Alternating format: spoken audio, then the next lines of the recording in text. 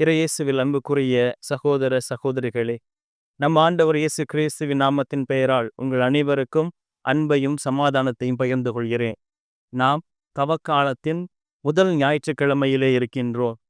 இன்றைய நாளிலே நம் அன்பு ஆண்டவர் நம் அனைவரையுமே அவரை போல மாறவும் அவரை போல வாழவும் நமக்கு அழைப்பு விடுக்கின்றார். எவ்வாறு நம் அன்பு ஆண்டவர் அழகையினால் சோதிக்கப்பட்டு மீண்டும் அந்த சோதனைகளை வெற்றி கொண்டாரோ, அதை போன்று நாமும் நமது வாழ்வில் வரக்கூடிய சோதனைகளை கண்டு கலங்கி விடாமல், துவண்டு விடாமல், அஞ்சி விடாமல் மீண்டும் இயேசுவின் துணையோடு அதை எதிர்கொண்டு முன்வர நம்மை அழைக்கின்றார்.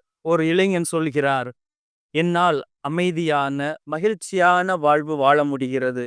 ஆனால் எனது வாழ்வில் வரக்கூடிய சோதனைகளை ஏற்றுக்கொண்டு வாழ்வது சற்று கடினமாக இருக்கிறது என்று சொல்கிறார். இறையேசுவில் அன்புக்குரியவர்களே, சோதனைகள் என்பது நமது வாழ்விலே எப்பொழுதும் இருந்து கொண்டுதான் இருக்கின்றது. அதை எவ்வாறு ஏற்றுக்கொண்டு கடந்து செல்கிறோம் என்று நாம் சிந்தித்து பார்க்க வேண்டும். நமது வாழ்வில் வரக்கூடிய சோதனைகளை 2 வழிகளில் நாம் ஏற்றுக்கொள்ளலாம். முதலாவது, வரக்கூடிய சோதனைகளை கடந்து செல்வது. இரண்டாவது, அந்த சோதனைகளோடு வாழ்வது. நாம் சோதனைகளை கடந்து செல்லும் பொழுது நாம் பாவத்திலிருந்து விலகி இருக்கின்றோம். இரண்டாவதாக, ஏற்றுக்கொண்டு வாழும் பொழுது நாம் பாவத்தில் விழுந்து பாவியாக மாறுகின்றோம். ஆக நமது வாழ்வில் வரக்கூடிய சோதனைகளை எவ்வாறு நாம் கண்டு வாழ்வில் முன்னோக்கி சென்று கொண்டிருக்கிறோம் என்பதை குறித்து நாம் சிந்தித்து பார்ப்போம். இன்றைய முதல் வாசகமானது தொடக்க நூலிலிருந்து எடுக்கப்பட்டிருக்கின்றது. அதிலே நம் ஆதி பெற்றோர் அவர்கள் வாழ்வு எவ்வாறு வாழ்ந்தார்கள், எவ்வாறு சாத்தானிற்கு தங்களை ஒப்புவித்தார்கள் என்று கொடுக்கப்பட்டிருக்கிறது. அதன் வழியாக எவ்வாறு பாவமாகப்பட்டது இவ்வுலகில் நுழைந்தது என்பதை பற்றியும் அழகாக சொல்லப்பட்டிருக்கிறது. ஆக நமது முதற் பெற்றோர் செய்த அந்த தவறினால் இந்த உலகிற்கு பாவங்கள் வந்தன.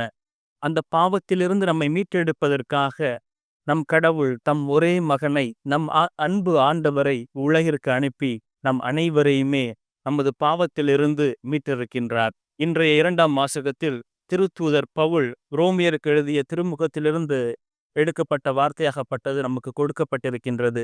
அதிலே ஒரே ஒரு மனிதன் வழியாக பாவம் இந்த உலகில் நுழைந்தது, அந்த பாவத்தின் வழியாய் சாவு வந்தது என்று திருத்தூதர் பவுல் கூறுகிறார்.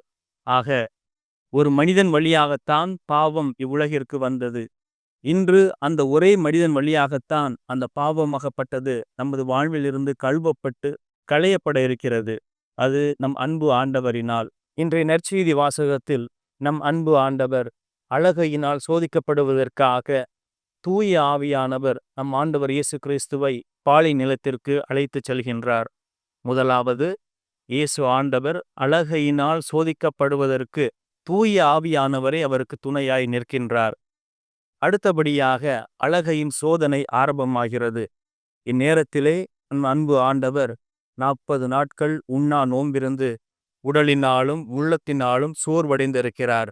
ஆக இந்த நேரத்தில் அவரை எளிமையாக கவிழ்த்து விடலாம் என்று சாத்தானின் எண்ணம் இருக்கிறது. ஆனால் அவரது எண்ணத்தை எவ்வாறு நம் ஆண்டவர் இயேசு கிறிஸ்து தவிடுபொடியாக்கினார் என்பதை குறித்து பார்ப்போம். முதலாவதாக, உடல் ரீதியான தேவை. 40 நாட்கள் உண்ணாமல் குடிக்காமல் நோன்பிருந்ததினால் நம் அன்பு ஆண்டவர் சோர்ந்து போயிருக்கிறார். அதனை கண்ட சாத்தான், நீர் பசியா இருக்கின்றீர் அல்லவா, நீரும் கடவுளின் மகன்தானே, இந்த கல்லை அப்பமாக மாற்றி உண் என்று ஆண்டவரையே கட்டளை பிறப்பிக்கிறது. அவரது உடல் வலிமையினை காண்பித்து அவரை தவறு செய்ய தூண்டுகிறது. இறைமகன் அன்பு ஆண்டவர் இதற்கு அடிபணிந்து செல்பவர் கிடையாது. எனவேதான் அவர் கேட்கும் கேள்விகளுக்கு அமைதியான முறையிலே பதிலளிக்கின்றார். அதாவது, மனிதன் அப்பத்தினால் மட்டும் உயிர் வாழ்வது கிடையாது, மாறாக கடவுளிடமிருந்து வரக்கூடிய ஒவ்வொரு வார்த்தையினாலும் உயிர் வாழ்கிறான் என்று அதற்கு பதில் மொழி கொடுக்கின்றார். அடுத்தபடியாக, அழகை ஆண்டவரை சோதிக்கும் நோக்குடன் கோவிலின் உயர்ந்த பகுதிக்கு அவரை அழைத்துச் சென்று, நீர் இறைமகன் என்றால் கீழே குதியும், கடவுள் தம் தூதருக்கு உம்மை குறித்து கட்டளையிடுவார், உமது கால் கல்லில் மோதாதபடி அவர்கள் தங்கள் கைகளில் உம்மை தாங்கிக் கொள்வார்கள் என்று மறைநூலில் எழுதியுள்ளது என்று அழகை அவரிடம் சொன்னது. இயேசு அதற்கு, உன் கடவுளாகிய ஆண்டவரை சோதிக்க வேண்டாம் எனவும் எழுதியுள்ளதே என்றார். இறையேசுவில் அன்புக்குரியவர்களே, அழகை தனக்கு கொடுக்கப்பட்ட அந்த சிறிது நேரத்திலே எவ்வாறெல்லாம் ஆண்டவரை கவிழ்த்து விட வேண்டும் என்பதற்காக கேள்விகள் எழுப்புகிறது. ஆனால் அன்பு ஆண்டவர், உன் கடவுளை நீ சோதிக்காதே என்று அதற்கு நேரடியாகவே பதில் கொடுக்கின்றார். நாம் நமது துன்பமான துயரமான நேரங்களில் கடவுள் நம்மோடு துணை இருக்கிறார் என்பதை ஏற்று வாழ வேண்டும். நாமும் நமது இயலாமையினால் பல நேரங்களிலே நாம் கடவுள் இருக்கிறாரா, எனது துன்பத்தை கண்டு அவரும் மனம் இறங்கவில்லையே என்று அவரை குறித்து சில நேரங்களில் கேள்விகள் எழுப்புகிறோம். மாறாக நாம் அமைதியான உள்ளத்துடன் இயேசுவிற்காக, அவருடைய வருகைக்காக, அவரது நம் வாழ்வில் செய்யக்கூடிய அனைத்து முயற்சிகளுக்காகவும் காத்திருப்போம். நன்னாளில் அவர் நமக்கு அனைத்து தேவைகளையும் கொடுப்பார். அடுத்ததாக, மனிதன் சொத்திற்கும் பணத்திற்கும் அடிமையாகி கொண்டிருக்கிறான் என்பதன் ஒரு வெளிப்பாடாகத்தான் அழகையின் கேள்வியாகப்பட்டது இருக்கிறது. அதாவது, நீர் நெடுஞ்சான் கிடையாக விழுந்து என்னை வணங்கினால் உனக்கு நான் அனைத்து சொத்துக்களையும் சுகங்களையும் கொடுப்பேன் என்று ஆண்டவர் இயேசு கிறிஸ்துவினை சோதிக்கின்றது. ஆனால் நம் அன்பு ஆண்டவர் அது சொல்லக்கூடிய அழகை சொல்லக்கூடிய ஆசை வார்த்தைகளுக்கு இணங்காமல் இயேசு அதனை பார்த்து, அகன்று போ சாத்தானே, உன் கடவுளாகிய ஆண்டவரை வணங்கி அவர் ஒருவருக்கே பணி செய் என்றும் மறைநூலில் எழுதியுள்ளதே என்றார். இறையேசுவில் அன்புக்குரியவர்களே, மனிதர்களாகிய நாம் நமது இயலாமையினால் பாவங்கள் செய்கிறோம். அந்த பாவத்திற்கு அழகையின் தூண்டுதல் இருப்பினும் அந்த அழகையின் வசம் நாம் சிக்கிவிடாமல் நம்மை நாமே காத்து கொள்ள இறைவனிடம் தொடர்ந்து வேண்டுவோம்.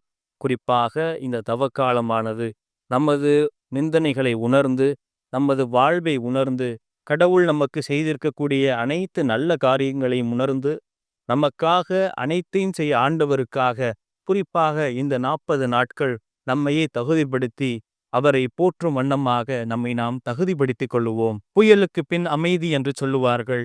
நமது வாழ்விலும் ஒரு காலகட்டத்தில் துன்பங்கள் துயரங்கள் தலை தோங்கியிருந்தாலும் மறுபுறம் அவை அனைத்துமே கடவுள் முன்பாக நலமான வாழ்வாக, மகிழ்ச்சியான வாழ்வாக அமையப்பெறும் என்பதில் எந்த ஒரு அச்சமும் இல்லை என்று நமது வாழ்வை முன்னெடுத்து செல்வோம். குறிப்பாக இந்த தவக்காலமானது நம்மை தகுதியான முறையிலே கடவுள் முன் நிறுத்துவதற்கு, நம்மை நாம் தயாரிப்பதற்கு கொடுக்கப்பட்டிருக்கக்கூடிய ஒரு அருளின் காலம் என்பதை உணர்ந்தவர்களாக, நம் அன்பு ஆண்டவர் எவ்வாறு இறைவனின் துணையோடும் இறை வார்த்தையின் துணையோடும் வானதூதர்களின் வழி நடத்துதலிலும் எவ்வாறு அந்த சவால்கள் அனைத்தையும் ஏற்று நடந்தாரோ, அதே போன்று நாமும் இறை வார்த்தையை தாங்கியவர்களாக, நம் அன்பு இயேசுவை அன்பு செய்து எந்நாளும் வணங்கக்கூடியவராக அவரது பாதையில் பயணித்து இவ்வுலகிலே எழக்கூடிய அனைத்து அழகையின் சவால்களையும் ஏற்று நாம் முன்னோக்கி செல்ல இறைவனின் துணையை ஒவ்வொரு நாளும் நாடுவோம்.